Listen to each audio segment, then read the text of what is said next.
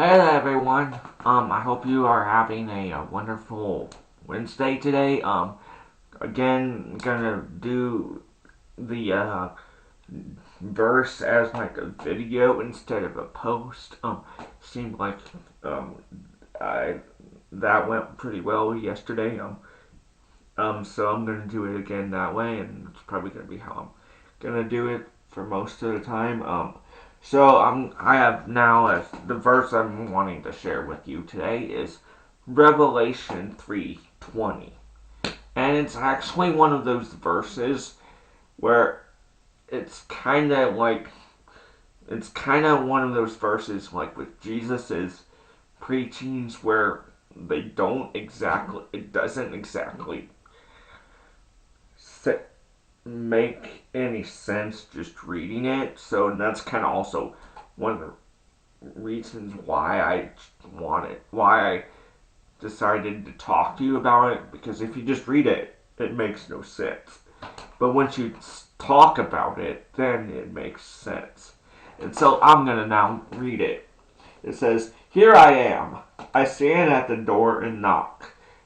If any of you hears my voice and opens the door, I will come in and eat with that person and they with me." And just right off the bat, you're totally confused. I'm like, what? Eating a meal with Jesus? But let me just tell you, this verse is entirely figurative. But you have to dig deeper into it to understand it. And so that's kind of also why I chose this as today's verse, because people can be totally confused by it if they don't have a way to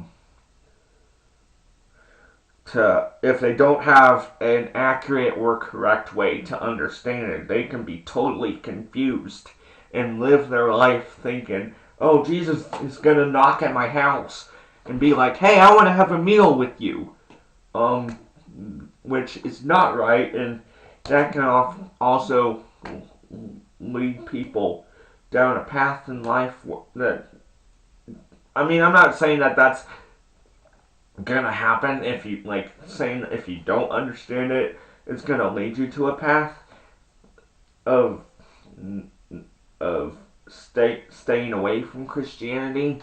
I'm not saying that entirely at all.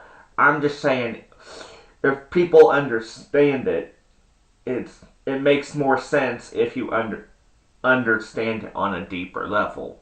And so let's dig deeper into it. So I stand at the door and knock. It's not your actual house. He's not coming to your house and knocking. It's technically the door. It's in church. I'm not even sure it's considered a door. Like I'm saying, at church when the pastor is speaking,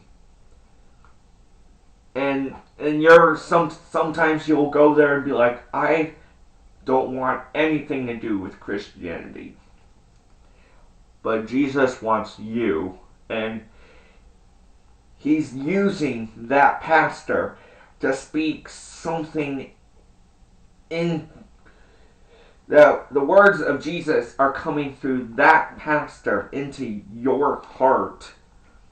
And so Jesus wants you to invite him into your heart.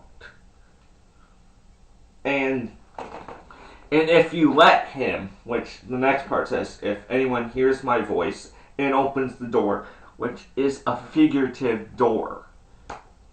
If any one of you hears is actually listening. I mean, yeah, you're listening to what the pastor is saying. But if you're still in that mindset of, I don't want anything to do with Christianity, then it's going to be really hard for Jesus to be able to do anything to change your heart and change any way of life that is wrong. And so